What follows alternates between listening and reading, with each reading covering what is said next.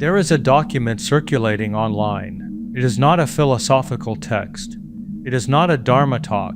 It is a sociological inventory, a compilation of government data, Gallup surveys, economic reports, and what it describes, when read without editorial distortion, is a civilization in the advanced stages of mass withdrawal. Let me give you the specific numbers, because the numbers are the diagnosis.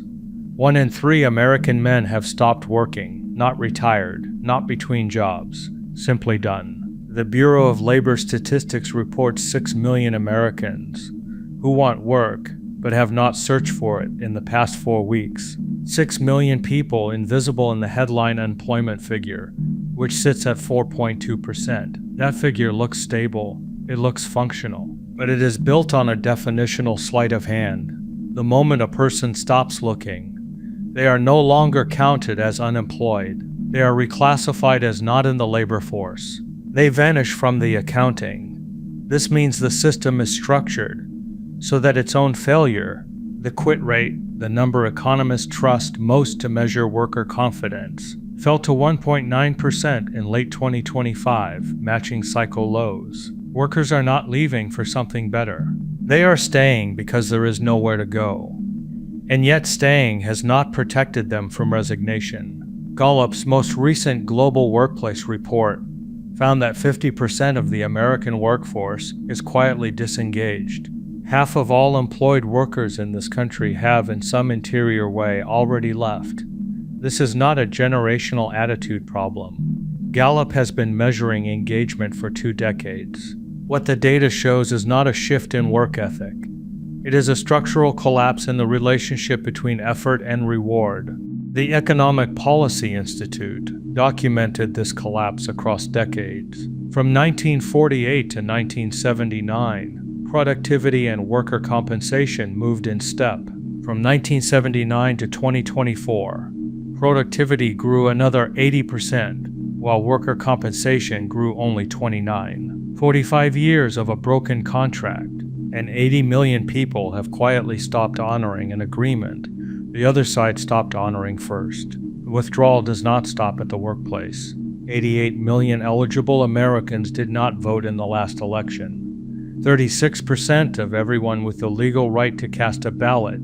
The Harvard Youth Poll found that only 33% of Americans aged 18 to 29 believe the 2026 midterm elections will be conducted fairly. The distrust is not partisan. It cuts across the political spectrum. More than 80% of Americans told Gallup that elected officials do not care what people like them think. Community infrastructure has quietly dissolved. In 1999, 70% of Americans belonged to a church, a synagogue, or a mosque. Today, that figure sits below 47%. For the first time in Gallup's 80 years of tracking, less than half the country belongs to any house of worship. And this is not a theological observation. It is an infrastructural one. What disappeared with those institutions was not a weekly sermon. It was the most widespread system of community organization in the country, the place where someone noticed if you had not shown up in 3 weeks, where grief had somewhere to go, where older people had a reason to leave the house. Young people aged 15 to 24 experienced a 70% reduction in time spent with friends over 2 decades. There is no recorded period in American history when young people were less likely to be in the same room as each other. And then there is the final form of withdrawal, the one that is hardest to measure because it leaves no data trail. The video from which these statistics were drawn describes it this way. The part of your mind that used to generate a future, that used to picture the house, the stability, the life you were working toward, just goes silent. When you stop making plans, when goals stop feeling like ambition and start feeling like wishful thinking, when you replace all of it with one thought, this is just what it is now. The American Psychiatric Association found that 59% of Americans feel anxious about their personal finances. 53% feel anxious about the coming year. Gallup recorded the lowest percentage of Americans rating their own mental health as excellent in the history of the survey. One person interviewed for the source material described herself as spiritually depleted. She does not know how to feel okay anymore. She is exhausted in a way that sleep does not fix. She is not describing something unique to her circumstances. She is describing a collective condition. Before any prescriptive response becomes possible, the structure of the problem must be named precisely. Vague sympathy is not medicine. Cheerful encouragement is not a path. What is required is a diagnostic statement, a description of the mechanism that produced this condition. The core mechanism is this: the effort-reward coupling has collapsed. This is not a metaphor. It is a structural description. For several generations, Western societies, and American society in particular, operated on an implicit contract. The contract stated, sustained effort within the recognized social systems, employment, education, civic participation, family formation, produces proportional reward in the form of security, status, community membership, and a viable future. This contract was the animating premise. It was why people applied for jobs, voted, joined institutions, made plans. The data does not show that people have become lazy. It shows that they ran the arithmetic honestly, carefully, and concluded that the contract is no longer operative, and they are correct. The arithmetic does not support the promise. Wages that have not kept pace with productivity for 45 years. A job market where applications disappear without response. Medical systems where insurance makes care more expensive than paying nothing. An average age of first-time homeownership. A generation that worked through their 20s and 30s and still could not save enough to enter the housing market. The withdrawal is rational. That is the part that makes it difficult to address with conventional interventions. You cannot motivate someone out of a correct conclusion. You cannot inspire someone back into a system that is genuinely not working for them. The standard responses, try harder, network more, believe in yourself, think positively, are not wrong because they are unkind. They are wrong because they misidentify the problem. They treat a structural failure as a motivational deficit. And this is where the diagnosis becomes significant for what follows. Because the people who have withdrawn, the 80 million quiet resignations, are not broken. They are not deficient.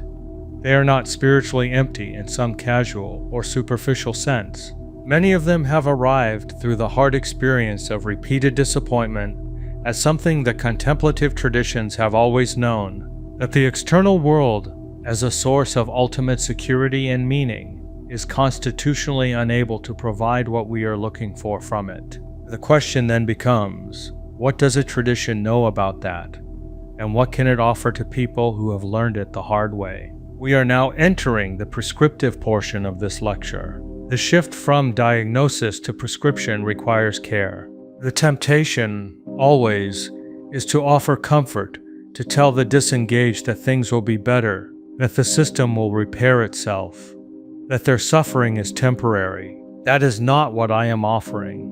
What I am offering is something that the traditions themselves offer, not comfort but clarity, not relief, but a reorientation that makes the suffering legible, and that legibility is itself the beginning of a different relationship to it. Let me begin with the teaching that is most directly relevant. The Four Noble Truths of the Buddha are not a religious creed in the Western sense, rather. They are a diagnostic framework. The first noble truth, dis-ease, the truth of suffering, does not say that life contains suffering among other things. It says that the structure of conditioned existence is, as its base condition, unsatisfactory. The second truth identifies the cause, longing, the persistent craving. The specific form of craving that produces suffering is the craving for conditioned things to provide unconditioned satisfaction, for impermanent arrangements to be permanent, for systems that are inherently unstable to be reliable foundations. Now consider the 80 million people who have withdrawn from participation in American institutional life. They did not withdraw because they wanted nothing. They withdrew because they wanted something: security, dignity, community, a viable future. And they discovered, through sustained experience, that the systems they were participating in could not reliably provide these things. The Buddha would recognize this pattern precisely. It is not pathology, it is the discovery, through direct experience, of what the First Noble Truth describes. The question the tradition poses is, once you have made this discovery, what do you do with it? The untrained response, the response that produces depression, nihilism, and the final withdrawal from hope itself, is to interpret the failure of conditioned systems as evidence that nothing is available, that there is no refuge, that the exhaustion is simply the truth about reality, full stop. The tradition says something different, and I want to be precise about what it says, because this is not a pep talk, it is a structural claim. The Dark Zen Meditation Manual, one of the foundational texts in our teaching framework, makes the claim explicitly. The Buddha, before his death, said to Ananda, "Stay as those who have the self as illumination, as those who have the self as refuge, as those who have no other refuge." Let me say that again, in different words, because it needs to land precisely. The people who have tapped out, who have withdrawn from jobs, from voting, from planning, from hope, have discovered, correctly, that conditioned systems cannot provide unconditional refuge. The Buddha diagnosed this 2,500 years ago as the fundamental problem of human existence. What Mahayana Buddhism offers is not a denial of that discovery. It does not say, go back and try the conditioned systems again, but with better attitude. It says, your discovery is correct, and there is something beyond the conditioned systems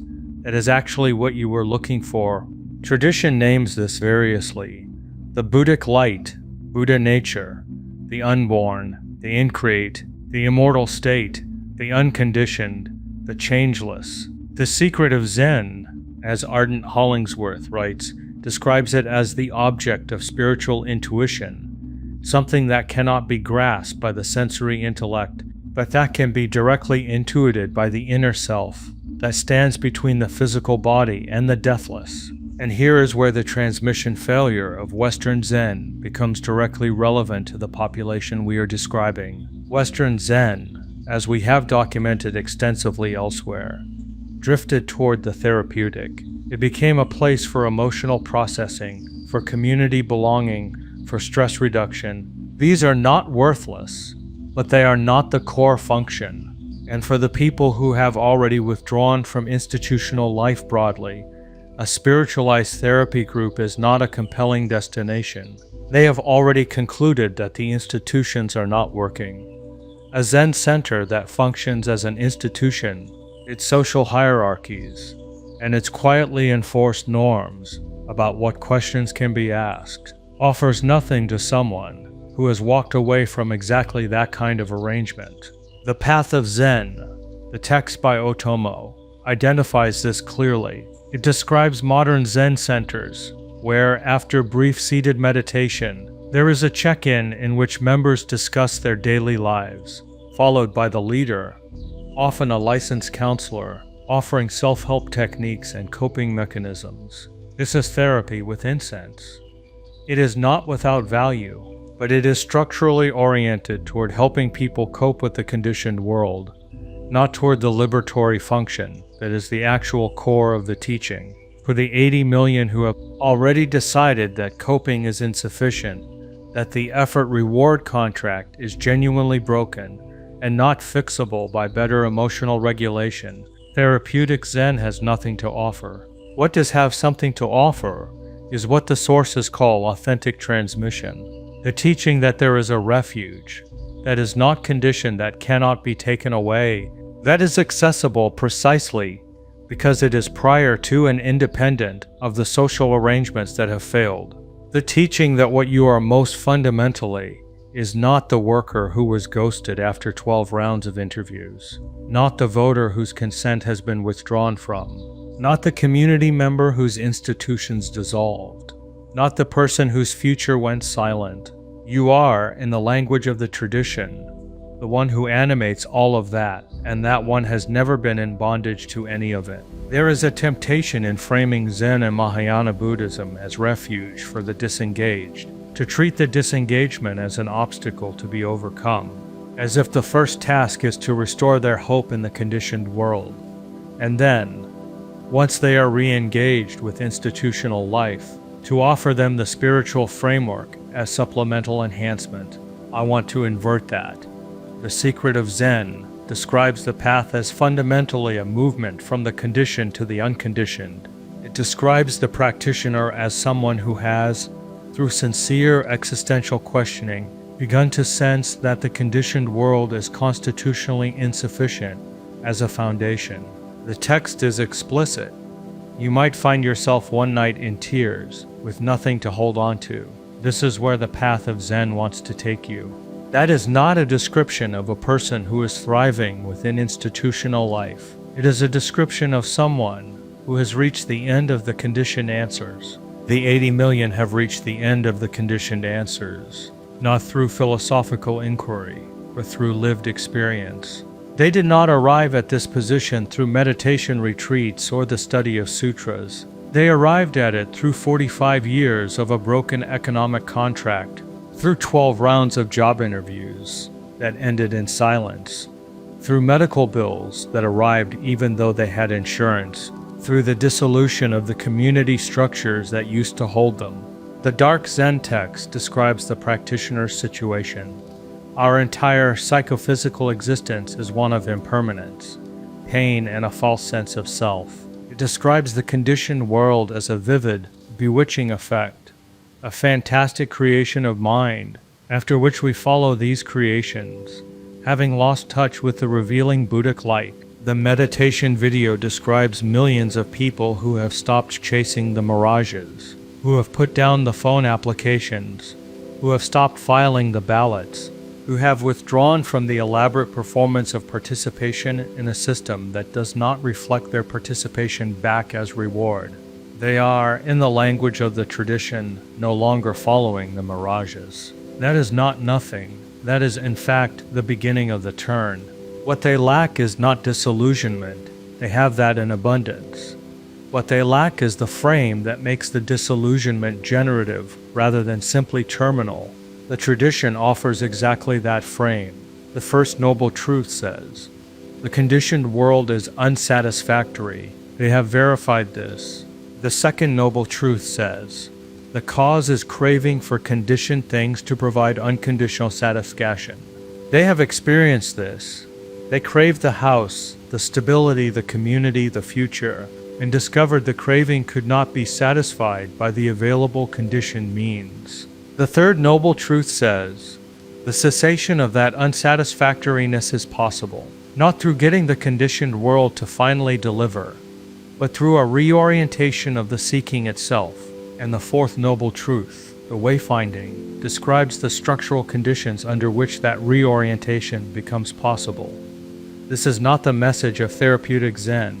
Therapeutic Zen says the conditioned world is difficult, and here are techniques to feel better within it.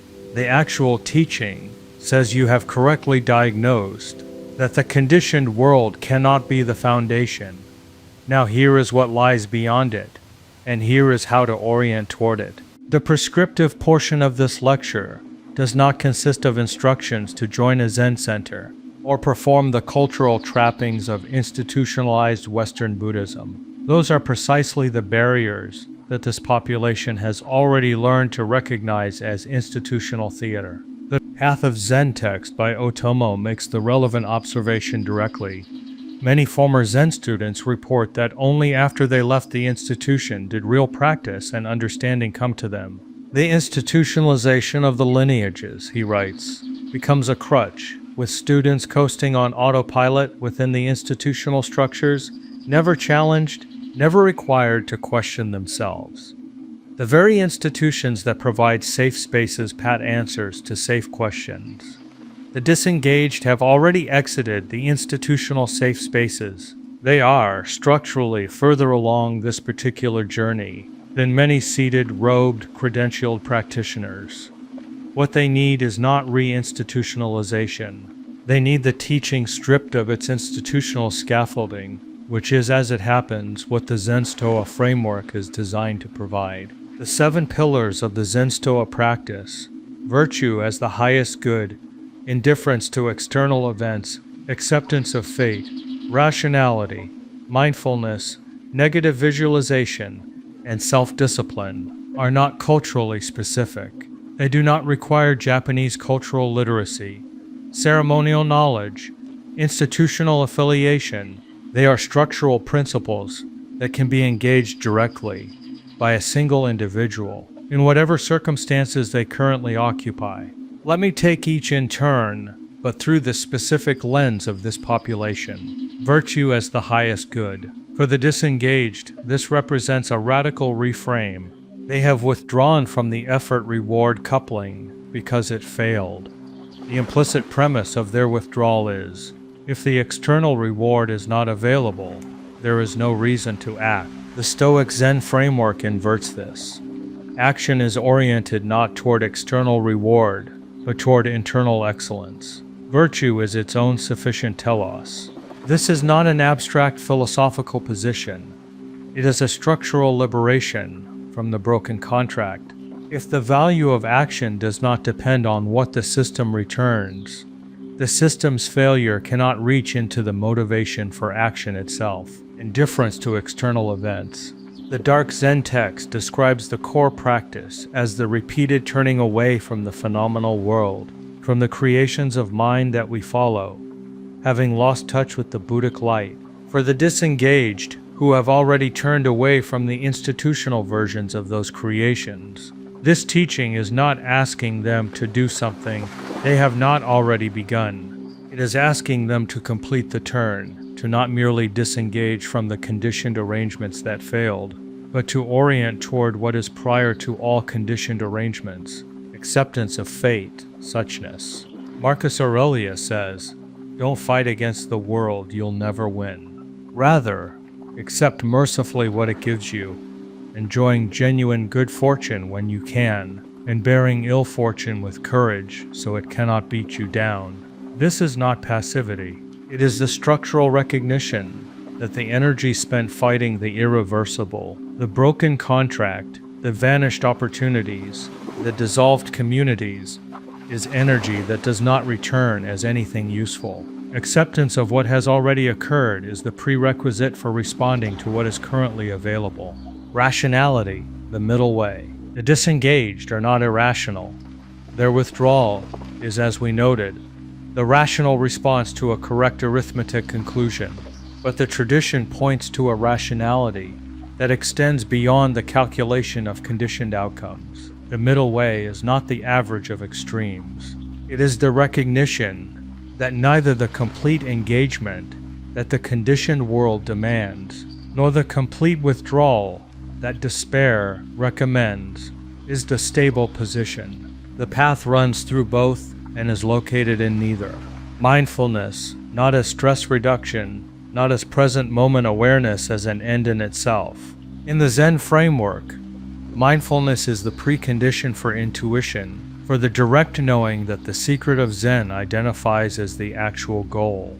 You cannot intuit your fundamental nature while your attention is entirely captivated by the phenomenal display. The practice of mindfulness in this frame is not about feeling calmer within the conditioned world. It is about developing the capacity to distinguish the animating light from the animated display, to be, as the dark Zen text puts it, antecedent to the phenomena rather than following phenomena. Negative visualization. Seneca said, "What is quite unlooked for is more crushing in its effect, and unexpectedness adds to the weight of a disaster." This is a reason for ensuring that nothing ever takes us by surprise. The disengaged have been crushed by expectations that proved false. The housing market would reward effort. The employer would respond to the application. The institution would reflect their participation back as recognition. None of it happened. Negative visualization is not pessimism, it is the honest prior acknowledgement of impermanence that prevents the specific form of suffering produced by false expectation. The Zen master Ajahn Chah held up a teacup and said, "To me this cup is already broken. Because I know its fate, I can enjoy it fully here and now." The disengaged have been given the broken cup without the teaching. The teaching says, the breakage is not the catastrophe you experienced it as, because you were never supposed to build your foundation on it.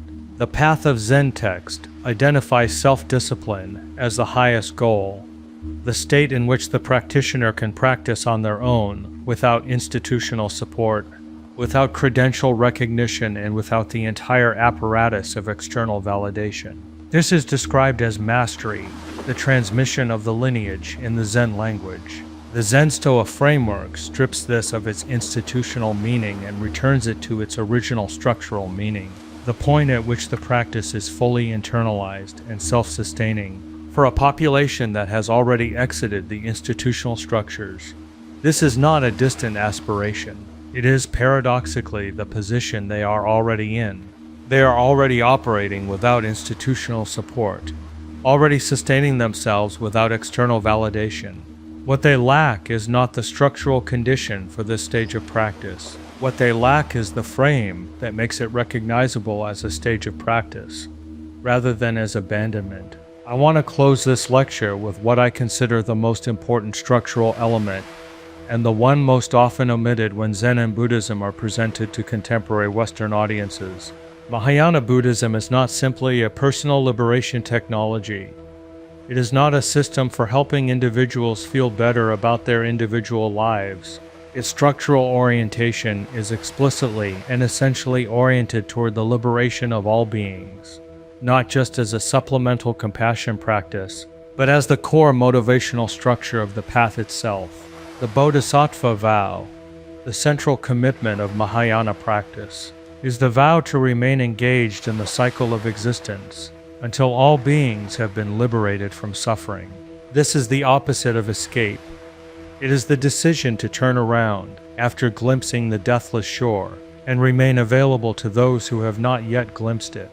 Now consider the structural situation of the 80 million. They have withdrawn from participation in the conditioned systems, from employment, from civic engagement. The conventional response frames this as a problem requiring a solution. How do we get them re-engaged? How do we restore their faith in the systems? The Mahayana frame asks a different question. It asks, what becomes possible when a person is no longer captured by the institutional arrangements, through the loss of faith in conditioned systems, been paradoxically freed from the obligation to perform within them?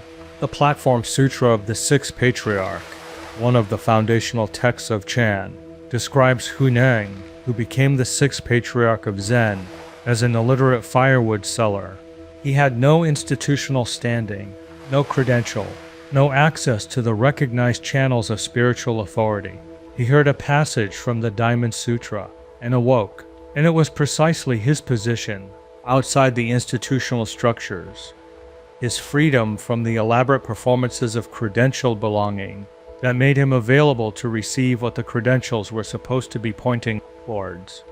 The disengaged are not outside the path. In many cases, they have been placed, by the breakdown of the conditioned systems, in a structural position that the tradition recognizes having specific utility for the path. They are no longer beholden to the systems that obscure what they are looking for. The question is whether they have the frame that makes that position generative. The person who is spiritually depleted, the woman described in the source material, exhausted in a way that sleep does not fix, who does not know how to feel okay anymore, is not a failed participant in the conditioned world. She is a person who has been brought by the actual conditions of her life to the edge of the conditioned world's capacity to answer her. The tradition has something to say to that person, not a script, not a set of instructions for feeling better, but a structural recognition. The fact that the conditioned answers have run out is not the end of the inquiry. It is the beginning of a different one. The Buddha's path began with Siddhartha walking out of the palace, not from a position of failure, but from a position of surplus. He had everything the conditioned world could offer, and he still walked away because he could see that it was constitutionally unable to answer the fundamental questions. The 80 million have walked away from much less, from an economic system that extracted their labor without proportional return from political systems that did not register their consent, from community structures that dissolved. They have not walked away from plenty. They have walked away from what already felt like absence. That is a harder starting position than Siddhartha's, and it is in the tradition's terms a valid starting position. The path does not require a particular social location. It does not require institutional membership. It does not require resources that many of these people do not have. It requires the recognition that what is being sought, security, dignity, belonging, a viable future, cannot be provided by conditioned arrangements, and that there is something that can be turned toward that is not conditioned. The tradition calls this turning, taking refuge, not in a building, not in an institution, not in a credential structure or a lineage claim or a teacher with the right cultural markings, in the Buddha as the principle of awakened understanding, in the Dhamma as the structural description of reality that allows the path to be navigated, in the Sangha as the community of those who are walking the same path, however that community is constituted. These three refuges are portable. They do not require institutional infrastructure. They cannot be dissolved by economic conditions, by policy decisions, by the withdrawal of institutional support. They are, by definition, refuge from the conditioned and therefore available, precisely when the conditioned has failed. Let me draw the threads together. The source material describes a population that has, through sustained and rational experience, concluded that the effort-reward coupling is broken. That conclusion is correct. The withdrawal that follows is not pathology. It is the rational response of people who ran the arithmetic honestly. The structural problem with the withdrawal is not that it is irrational. It is that, without a frame, it terminates in what the source material calls the final form of checking out, withdrawal from hope itself, from the future as something you genuinely believe in. That terminal state is not liberation. It is simply the conditioned world's failure, carried all the way through. What Zen and Mahayana Buddhism offer to this population is not re-engagement with the systems that failed. It is a frame in which the failure of those systems is recognized as a correct perception, and in which that correct perception, rather than terminating in despair, becomes the beginning of orientation toward what is actually available. The effort-reward coupling in the conditioned world is broken. The tradition says it was always unreliable, because conditioned things are constitutionally impermanent and cannot provide unconditional refuge. The discovery that it is broken is not the end of the path. It is the correct diagnosis of the first noble truth. The second noble truth says, the cause of suffering is craving for conditioned things to provide what only the unconditioned can provide. The third noble truth says, there is a cessation, not of life, not of engagement, not of action in the world, but of the suffering produced by craving conditioned arrangements to be what they cannot be. The fourth noble truth says, the path to that cessation is navigable. It has been navigated before.